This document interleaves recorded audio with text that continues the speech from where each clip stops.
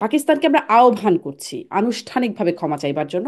বাংলাদেশে তাদের যারা ছিলেন তাদের বিষয়ে আপনার কি মন্তব্য? কেউ যদি অপরাধের সাথে যুক্ত থাকে, সে যেই হোক, দেশি বিদেশি, তাদেরই এই অপরাধের দায় নিতে হবে এবং নিতে সেটাই হবে। প্রত্যাশিত।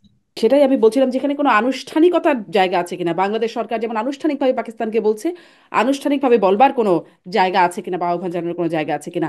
একটু এটা শুনতে চাই যে পাকিস্তানের সাথে এই যে সম্পর্ক, আমরা পররাষ্ট্র সচিবের কাছে শুনছি মিউচুয়াল বেনিফিট, মিউচুয়াল রেসপেক্টের ভিত্তিতে সম্পর্ক এগিয়ে যাচ্ছে, এটাকে ঝুঁকে পড়া বলে না।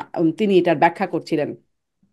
কিন্তু আমরা পাকিস্তানের সাথে যত সম্পর্ক ভালো হতে দেখছি, অন্যদিকে ভারতের সাথে সম্পর্ক যেন ততই তলানিতে যাচ্ছে। মনে হচ্ছিল দুই দেশের প্রধানমন্ত্রী পর্যায়ের, মানে আমাদের প্রধান উপদেষ্টা এবং ভারতের প্রধানমন্ত্রী নরেন্দ্র মোদীর বৈঠকের পরে হয়তো একটা ইতিবাচক জায়গা বা বৈঠকটাই একটা ইতিবাচক, কিন্তু তারপরেই আমরা দেখলাম বাংলাদেশে যখন বিনিয়োগ সম্মেলন চলছে, গুরুত্বপূর্ণ একটা ইভেন্ট, তখন আমাদের ট্রান্সশিপমেন্ট বন্ধ করে দিল। এটাও একটা নিশ্চয়ই বার্তা। আহ কি হচ্ছে আমাদের সম্পর্ক? কি একদিকে এই উন্নতির জায়গা দেখছি, একদিকে কি আসলে কোনোভাবেই উন্নতির জায়গায় যাওয়া যাচ্ছে না? ভারতের সাথে সম্পর্কটা কিভাবে কোন দিকে যাচ্ছে, জনাব হুমায়ুন কবির? এটা আপনি যেটা বলছিলেন, ঘটনাগুলো ঘটছে গত কয়েকদিন ধরে, কিন্তু এটাকে আমি আমি যোগাযোগ আছে বলে মনে করছি না। কারণ ভারতের সাথে আমাদের ধরেন একটা টানাপোড়েন তো আছেই, তবে হুম। এখানে মনে রাখতে হবে যে ব্যাংকক মিটিং এর আগে বা তার কাছাকাছি সময়তেই চীনের সাথে আমাদের বা প্রধান উপদেষ্টা মহোদয়ের চীন সফরকালীন সময়ের কিছু মন্তব্য নিয়ে ভারতের মধ্যে বেশ আলোচনা হয়েছে। যদিও আমার ধারণা যে স্পিরিটটা এবং তিনি যেটা বোঝাতে চেয়েছেন সেটাকে মিস ইন্টারপ্রেট করা হয়েছে। তিনি বেজিং এ উত্তর পূর্বাঞ্চল নিয়ে যে কথাটা বলেছেন, এই কথাটা তিনি অর্থনৈতিক প্রেক্ষাপট থেকেই বলেছেন, অর্থনৈতিক সমৃদ্ধির আলোকে তিনি বলেছেন। এবং সেটা উনি কোনো নতুন কথাও কিন্তু বলেন। এটা 1999 সাল থেকে, 1999 সাল থেকে এই বিষয়টা আলোচিত হচ্ছে। 2012-13 সালে এই অঞ্চলের 4টা দেশের পররাষ্ট্র মন্ত্রীরাও কিন্তু পররাষ্ট্র সচিব পর্যায়ে আলাপ আলোচনা হয়েছে।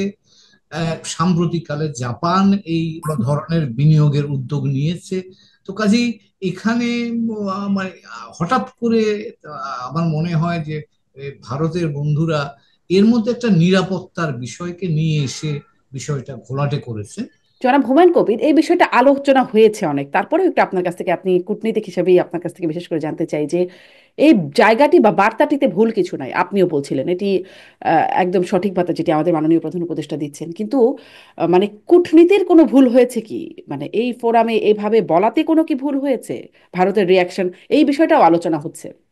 এখানে ধরেন ভুল শুদ্ধ সেই বিবেচনায় না গিয়ে আমরা কূটনীতিতে যেই প্রিন্সিপালটা ফলো করি সেটা কমন সেন্স, আমরা সাধারণ জীবনে করি। স্থান কাল পাত্র, আমি কোথায় হুম। কথাটা বললে কি হবে, সেটাও কিন্তু কমন সেন্সেরই ব্যাপার, আমাদের যে সাধারণ জীবনের বিষয়। কাজেই সেটা থাকলেও থাকতে পারে, কিন্তু সেটা তার জন্যে আপনি উদ্দেশ্যটা না বুঝে একটা জিনিসের উপর অন্য আরেকটা রং যদি চড়িয়ে দিতে চান, সেটা করা যায় এবং সেটা যে ক্ষেত্রে হয়েছে। তো তারই তাতে যদি কারো অসন্তুষ্টির কোনো কারণ হয়ে থাকে এবং সেটা যদি কোনো অ্যাকশনের এক্সকিউজ হয়ে থাকে, হতেই পারে সেটা। কিন্তু আমি মনে করি, যেটা গতকাল আমি বলেছি, এখানে মিডিয়া কথা বলছিল, যে ব্যবসা বাণিজ্যের বিষয়টা ব্যবসা বাণিজ্যের মেরিটের উপরই ছেড়ে দেওয়াটা বুদ্ধিমানের কাজ। ওখানে যদি অন্য বিষয়কে নিয়ে আসা হয়, তাহলে কিন্তু সেটা দুই পক্ষের জন্যই ক্ষতির কারণ হয়। কারণ ব্যবসা চাহিদা এবং সরবরাহের ভিত্তিতেই চলে। আপনার আমার কাছে, আপনি বিক্রি করতে চাইবেন, আমি যদি না কিনতে চাই, তাহলে ব্যবসা হবে না। তো কাজেই ব্যবসাকে তার নিজস্ব গতিতেই চলতে দেওয়া উচিত।